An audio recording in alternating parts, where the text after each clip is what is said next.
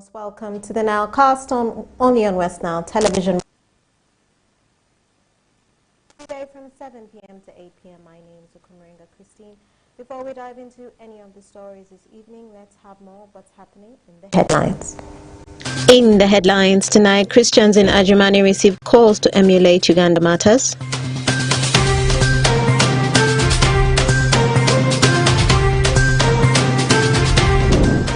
Educated women blamed for violence against men in Pakwach district.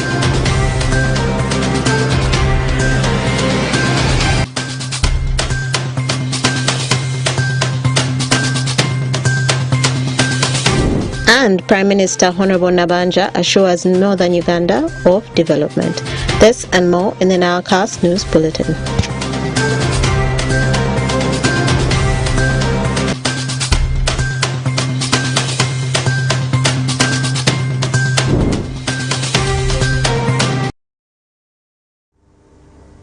It's the 6th of June 2024. You're most welcome again to the NILEcast only on West Nile Television. Let's dive straight into the stories that have made headlines today.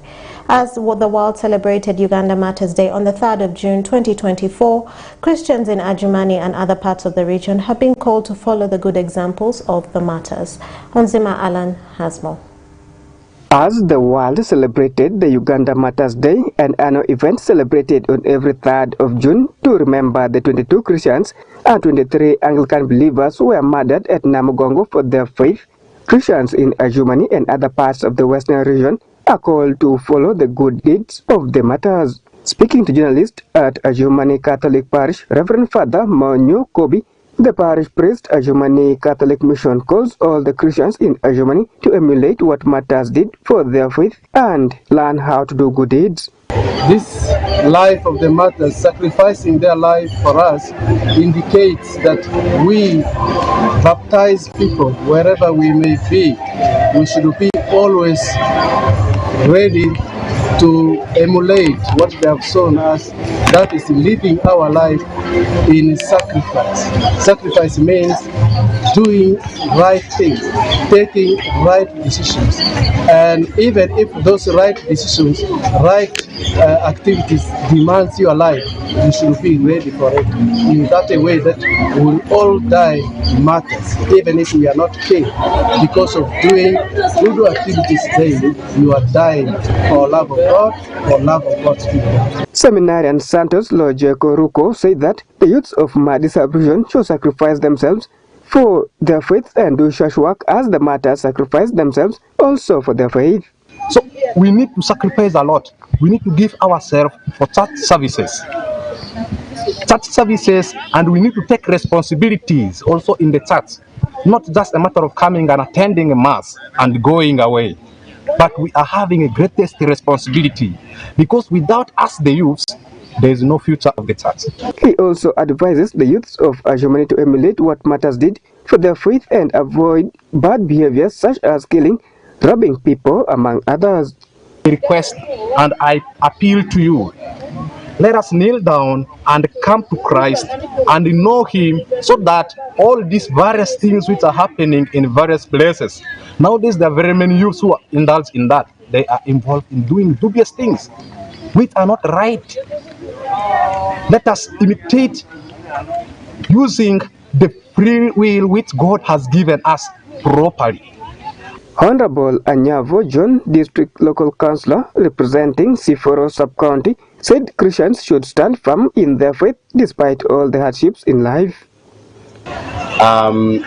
This is a testimony and an indication for us as Christians that you should stand firm in whatever faith and whatever activities you are doing. Martyrdom means these people suffered. They have suffered, and today equally we have so many sufferings of all sorts of Christians. The lesson for us today by this day is that whatever suffering you are going through, never give up. Keep praying and pray to overcome the challenges. If I can give example, there are so many suffering. Parents are suffering to pay school fees, that hard time, and so many sorts of sickness. That is what we call martyrdom. The Uganda Matters celebration for 2024 has been the 60th year when Uganda is celebrating the lives of the martyrs who died for their faith they believe is right. P.S. Oshaki, Unjima Alan, West Nile Television, Nilecast.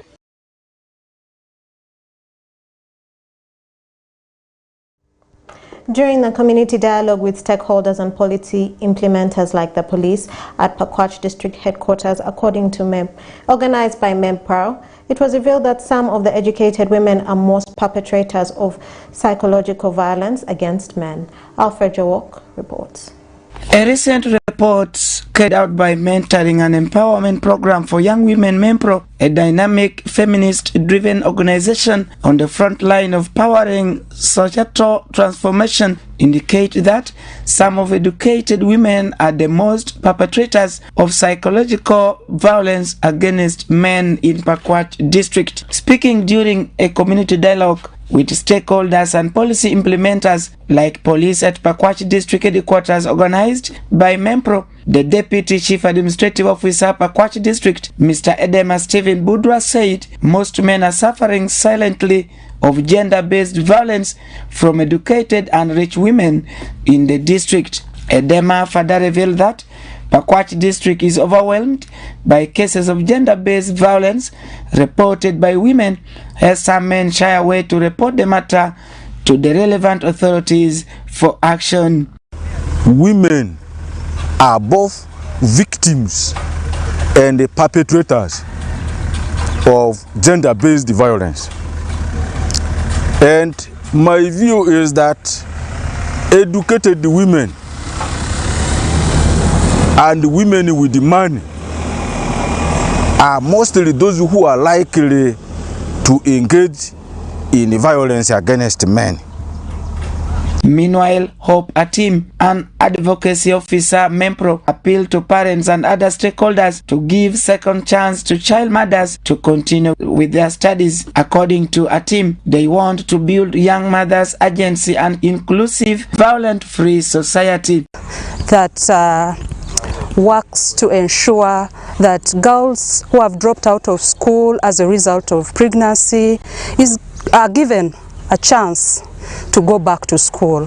So we would like to encourage our parents, we would like to encourage teachers, we would like to encourage all key stakeholders to support these girls to go back to school. Yeah. However, Dina Namugaya, Councillor Louis Sub-County, who doubles as Secretary of Social Services, admits that educated women do not have time for their families, and this can cause gender-based violence in society. It is true, domestic violence in families, the rich women, yes, I can say the rich women are the most people who are involved in domestic violence, because some of them, they employ these young girls as house girls in their homes. Namugaya revealed that Pakwach District will create awareness to end this vice among the men.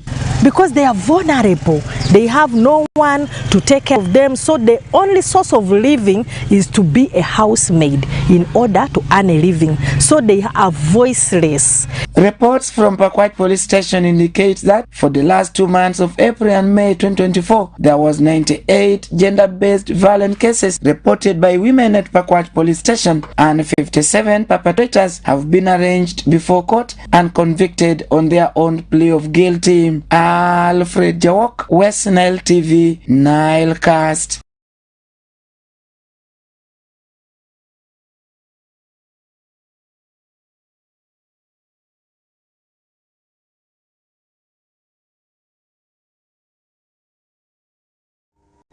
As Uganda Revenue Authority engaged stakeholders on integrity on the 6th of June 2024 at Hunter's Nest in Arua City, the taxpayers raised a number of concerns ranging from corruption, brutality of staff, and exorbitant charges on other issues leading to tax evasion in the region.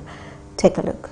As a number of factors keep affecting on tax mobilization in the region, which among other issues is the code of conduct of both the taxpayers and the Uganda Revenue Authority staff, the tax body held a half-day stakeholder meeting on 6th of June 2024 in Nairobi City to deliberate on these gaps. During the meeting, the taxpayers raised a number of concerns ranging from corruption, brutality of the staff, and exorbitant charges among other issues leading to tax evasion in the region. Mawaratif Bilal, the acting administrative secretary of Islamic University in Uganda Aure campus, raised concern on the element of corruption by some of the staffs of the tax body. The issue of corruption is deep. It is simply a problem. At times I tell my students that the thing may not be the thing, but the thing may be the thing behind the thing. This corruption is simply a symptom, is a problem. But the issue is not the problem. The issue is what is precipitating into the problem that we need to understand. And I want to talk about compliance, I talk about integrity. It is something that we believe can be able to build on what we want to achieve. Similarly, Asianzu Diana, another taxpayer from the region, also raised the challenge of intimidation by some of the URI staff. When these people come for assessments, they are never friendly. They come in groups, 2, 3, 4, and they enter. And you know when you see that URI, you know your problems. They are not friendly, they are gloomy, they are authoritative.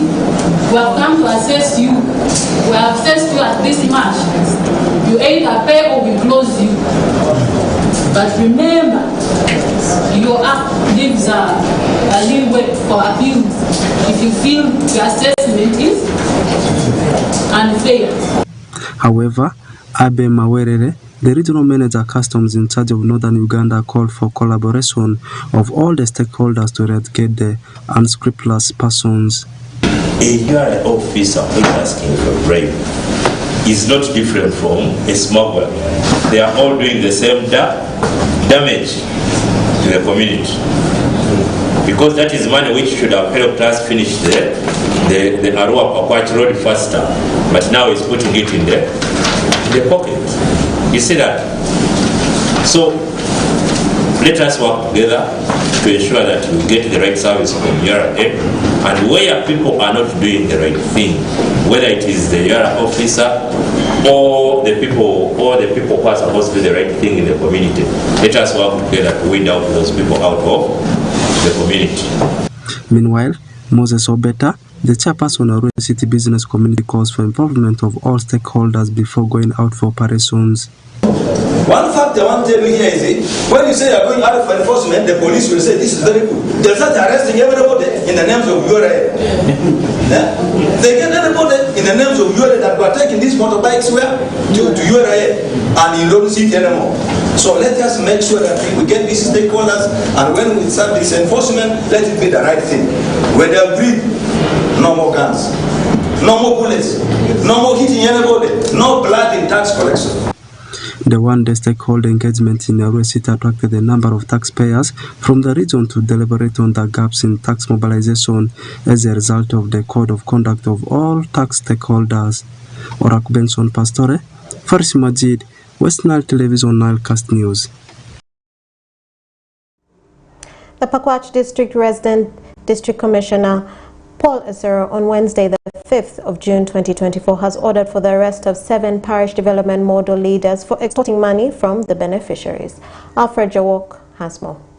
The Pakwach Resident District Commissioner Paul Esero on Wednesday, 5th June 2024, has ordered for the arrest of 7 Falunga PDM leaders for extorting money from the beneficiaries. This was observed after the beneficiaries expressed their dissatisfactions to the office of RDC over the money collected from them by the leaders. Fred Okech, who is the chairperson, Falunga PDM group in Alui sub-county, was tasked to explain to the members the mess but denied the allegation, which prompted the RDC to order for the arrest. Meanwhile, Joseph Owashikiu, a mobilizer of the group, admitted that they collected money from the beneficiaries to facilitate their movement to go to the district headquarters for meeting.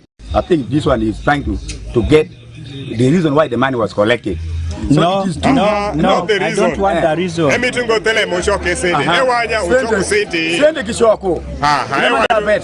money was collected. How much? Me, I can remember. Yes. The first money collected from these two was 20,000. 20,000. This is what I know. Because me, I'm a pastor. I have to tell the reality. The first money was 20,000. 20,000. Yes. That is the money which I know. Yes. The second money was 7,000. That one was collected there. The sub-county, me, I did not go. However, Paulo Esero, the Pakwach Resident District Commissioner, revealed that the leaders will be arrested to account for the money. He blames the leaders for sabotaging government programs meant to fight against poverty in the country. I've realized that our leaders went ahead even to pick more money. They picked more than what they declared to us. So that's the matter. We are now deferring back to police.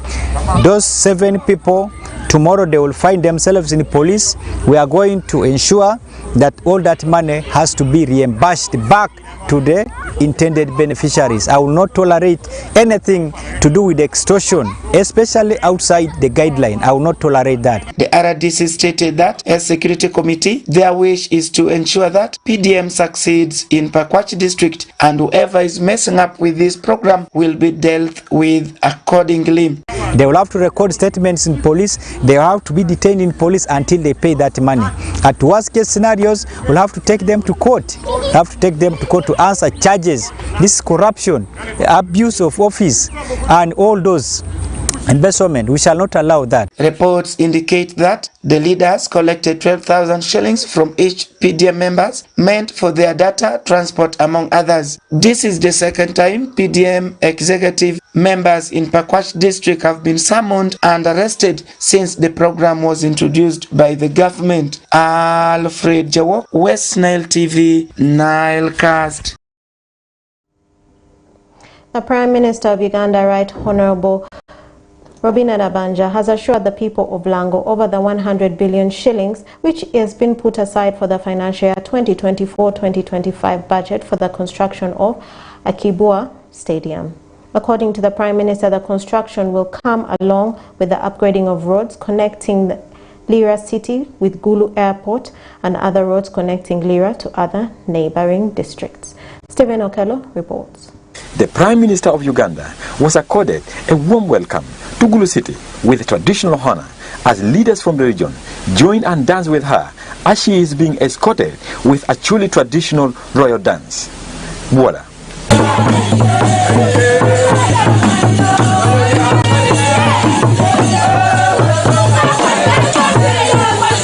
During her visit to northern Uganda last week, Right Honorable Robina Nabanja was confronted with a number of issues.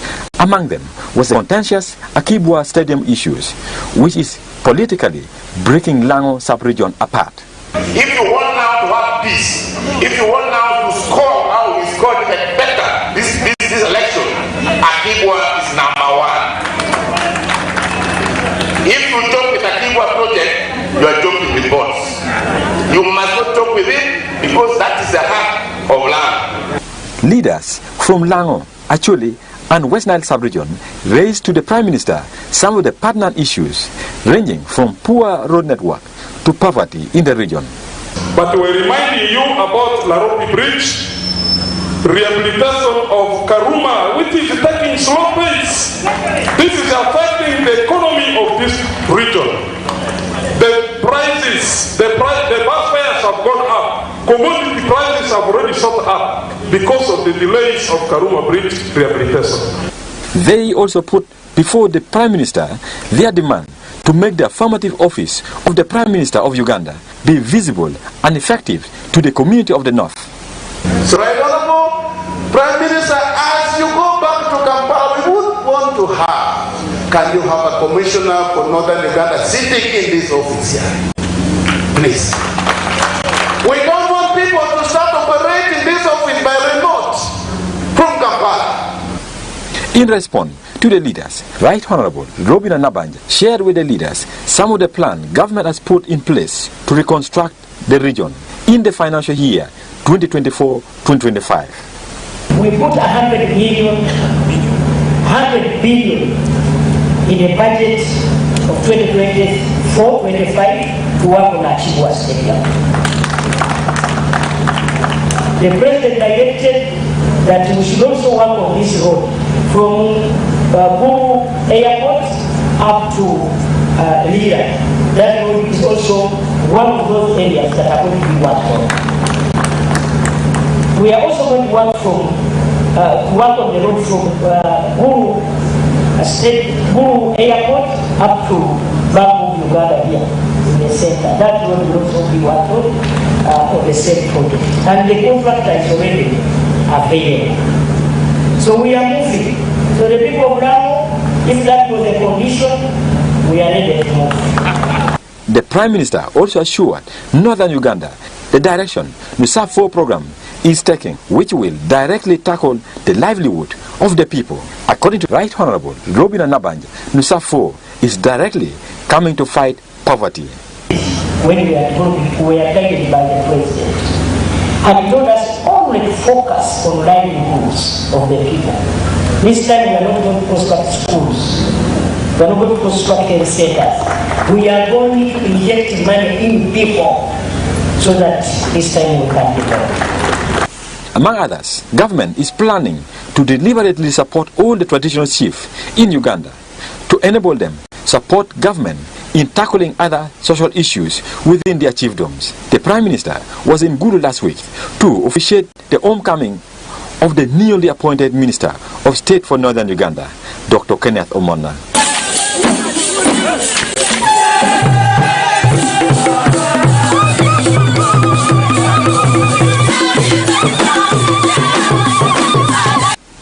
Stephen Okello for West Nile Television, Nilecast.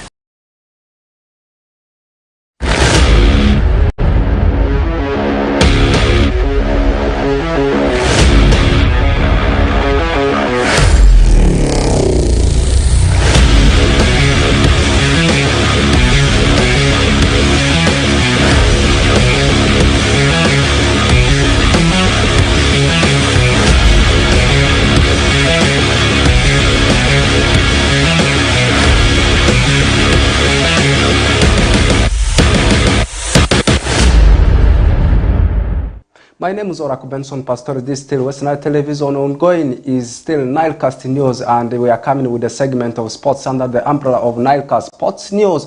And so many stories continues to break in the world of sports. Before we take a look at what is happening in T20 World Cup, let's first take a look at what is happening within the region of West Nile. It's all about upcoming ball games. This time not football ball games. I'm talking about the upcoming netball games. And one school called Varasine Secondary School right now, they're in massive preparation ahead of the tournament. And yesterday they had a friendly with a team called Arua City Select. Much as they lost the encounter, still they have that motivating thing that they can do it better as the tournament will commence. Let's take a look at the story.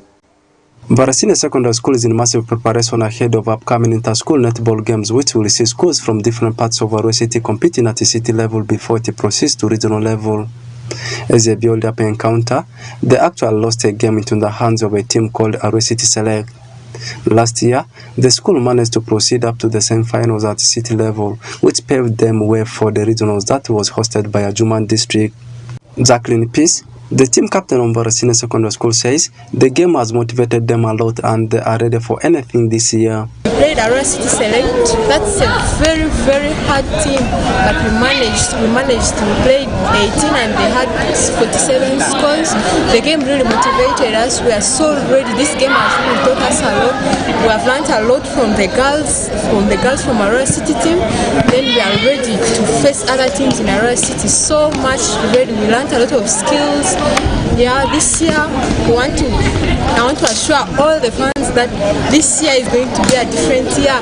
It started in first term and we shall continue with the progress, and we're ready for everything. Every match, come what may, we shall overcome all the things. We are ready. Suha Musei, goalkeeper Rosit Select says they have witnessed the skills in these girls and urges other girls not to sit on their talents. RSS has been a good school in terms of sports, not only netball but various sports. But for now, what I can tell about their netball skills, they are very much better than many more schools, and they can do what they can do to their best levels. And trust me, if all goes well, they might also be champions in some time to come again, as they used to be before. To everyone outside there, don't sit on your talent. Don't sit on your talent. When you have talent on something, come and explore it. Our goal is to support the girls, explore their talent worldwide. And to my girls who played with right now, though it has been a fair game, they are really good. And what I can tell them is, next time they should work hard and they shouldn't give up on their talent. Andrew Christine, the teacher in charge of netball at the school, says they are hoping for the best this time around. It is just a kind of training for our girls. Since the term started, and this is our second week, I think this is our first friendly match that we organized. To me, it's a very good start, and with the time I know they are going to correct the mistakes they have been making. And we are hoping for the best this year. Last year we participated and we stopped at a certain level, and this time we are ready to go ahead. Mvarasine Secondary School is one of the few schools in Western Nile region known of performing brilliant in sports, and we are the champions of regional zonal championship in boys football last term. Oraku Benson Pastore, Western Nile Television, Nile Sports News. Welcome back from that story within Western Nile region, and let's jet abroad. The biggest story, the biggest sporting activity which is happening all over the world is the ongoing T20 World Cup. When I talk about T20, know that I'm talking about cricket, and the biggest thing is all about cricket cranes having that maiden appearance in Cricket World Cup. It's the first of its kind. We are seeing cricket cranes playing the tournament, and they started the tournament with a defeat into the hands of Afghanistan, and today they had a game and they managed to win the game against a country called Papua New Guinea. That means out of the 2 games cricket cranes they have played, losing 1, picking 1 win, and they having 2 points, and they have been pitted alongside countries like Afghanistan, which they lost their first encounter into. We have got West Indies, cricket cranes called Uganda themselves. We are talking about New Zealand. New Zealand is also one of the countries in the group of Uganda, and lastly Papua New Guinea. And the next encounter for cricket cranes will be on Sunday. Sunday will be the 19th of this particular month, and the year still remains 2024, and the game will be on Sunday, where they will face one of the powerful countries. When you talk about T20, I'm talking about West Indies. Right now, you look at the table standing, cricket cranes as Uganda, they are sitting in top 3, and they are having 2 points. Every team is having 2 points apart from Papua New Guinea and also New Zealand that are yet to get a point. But Uganda, you talk about Afghanistan, West Indies, they are all having 2 points. That means cricket cranes, our Uganda in simple terms, they still have a hope of making it to the knockout stages. And that story brings us to the end of today's edition of Nile Sports News. And in front of the camera lens has been me, Benson Pastor. Every time I am here to always feed you with what continues to transpire in the world of sports. Let's link up again tomorrow, still for the same program of Nile Sports.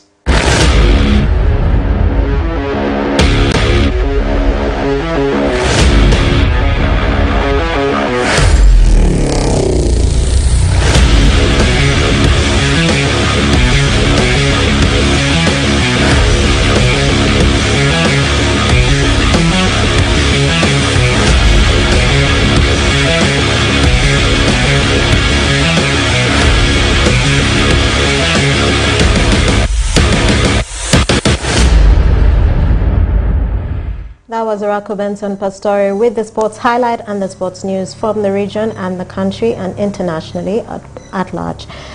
When that there marks the end of the Nilecast on West Nile Television. Thank you viewers for taking the time to be with us from the beginning of the Nilecast to the end of the Nilecast, only on West Nile Television. Please stay tuned to the rest of the subsequent programs that may follow. My name remains Okumringa.